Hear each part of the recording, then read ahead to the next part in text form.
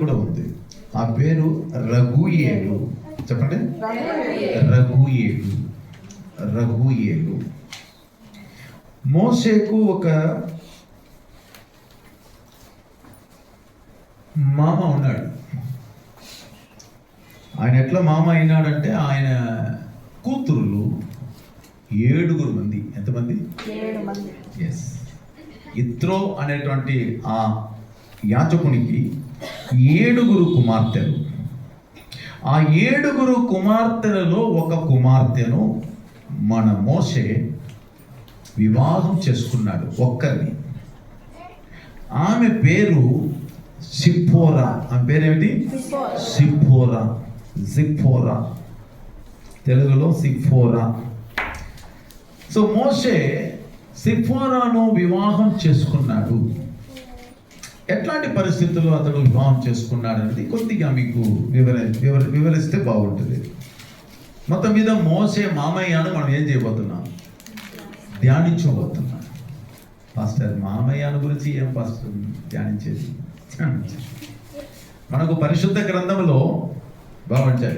పరిశుద్ధ గ్రంథంలో మనము, దేవుడు మనకు, మన కుటుంబములలో ఉన్న కుటుంబ సభ్యులలో ఉన్న అనేకులకు దేవుడు ఆలోచన ఇస్తున్నాడు. ఉదాహరణకి పరిశుద్ధ గ్రంథంలో తండ్రికి ఆలోచన ఉంది, తల్లికి ఆలోచన ఉంది, పిల్లలకు ఆలోచన ఉంది, భార్యకు ఆలోచన ఉంది, భర్తకు ఆలోచన ఉంది, పని మనుషులకు ఆలోచన ఉంది, అత్తగారికి ఆలోచన ఉంది, మామయ్య గారికి ఆలోచన ఉంది, తమ్ముడికి ఆలోచన ఉంది, అన్నయ్యకు ఆలోచన ఉంది, చెల్లెలకు ఆలోచన ఉంది, అక్కకు ఆలోచన ఉంది. ప్రతి ఒక్క కుటుంబంలో ఉన్న ప్రతి ఒక్కరికి, తాతయ్యకు, అవ్వకు, అందరికీ కూడా పరిశుద్ధ గ్రంథము ఆలోచన ఇస్తుంది. అందుకే పరిశుద్ధ గ్రంథములలో ఉన్న ఆలోచన ప్రకారం మోషేకు ఒక మామయ్య ఉన్నాడు. ఆయన మిద్యాను దేశమునకు యాజకుడై ఉన్నాడు అని బైబిల్ చెప్తుంది. మిద్యాన్ అనేది ఒక దేశం. మిద్యాన్ అనేది ఏమిటి? ఒక దేశం. ఈ మిద్యాన్ ఎక్కడ ఉంది అని మనం చూసినట్లయితే, ఇజ్రాయెల్ మ్యాప్లో మీరు చూసినట్లయితే, మీరు తర్వాత మీరు చూసుకోండి. ఇప్పుడు నాకు డిస్ప్లే అంతా లేదు కాబట్టి నేను ఓవరాల్గా చెప్తా ఉన్నాను. ఇజ్రాయెల్ మ్యాప్లో ఉత్తర పడమర వైపు అరేబియా దేశం ఒకటి ఉంది. అంటే ఉత్తర పడమర వైపు ఒక అరేబియా దేశం ఉంది. ఆ అరేబియా దేశంలో ఉన్న ఒక భాగమే Midian. In English north west Arabia అని మిద్యాన్ దేశమునకు రాయబడుతుంది. North west Arabia. ఇప్పుడు మీరు కేరళ రాష్ట్రాన్ని మీరు ఎట్లా చెప్తారు? మన ఇండియా మ్యాప్లో దక్షిణ పడమర వైపు ఉన్న రాష్ట్రం. తమిళనాడుని దక్షిణ తూర్పు వైపు ఉన్న రాష్ట్రం. మన ఆంధ్రప్రదేశ్ దక్షిణంలో మధ్యలో ఉన్న ప్రదేశం. యాక్చువల్గా మధ్యప్రదేశ్ అని ఒకటి, ఎంపీ మధ్యప్రదేశ్. అట్లా నార్త్ వెస్ట్ అరేబియా ప్రాంతంనే మిద్యాన్ దేశం. ఆ మిద్యాన్ దేశంలో ఒక యాజకుడు ఉన్నాడట. అనేకులు ఏమనుకుంటున్నారంటే విగ్రహ ఆరాధన చేసే పూజారి అని అనుకుంటున్నారు. అంటే బైబిల్ చరిత్ర తెలియని వారు మిస్టేకెన్లీ, తప్పుగా వారు ఏమనుకుంటున్నారంటే ఈ మోషే మామ విగ్రహ ఆరాధన చేసే ఒక పూజారి కాదు. ఇత్రో, ఈయనకి ఇంకొక పేరు ఉంది, రఘుయేలు. కొంచెం 18వ వచనం చదవండి, పైన 2వ అధ్యాయం 18. వారు తమ తండ్రి అయిన రఘుయేలు నొద్దకు వచ్చినప్పుడు అతడు, నేడు మీరింత త్వరగా ఎట్లు వచ్చి తిరిగి అనేను. ఇక్కడ రఘుయేలు ఒక పేరు కనిపిస్తుందా? అది ఆయనకి ఇంకొక పేరు, రఘుయేల్. చెప్పండి, రఘుయేల్. రఘ్ మన మన మన భాషలో రఘు కాదు, రాఘవేంద్ర అట్లా కాదు.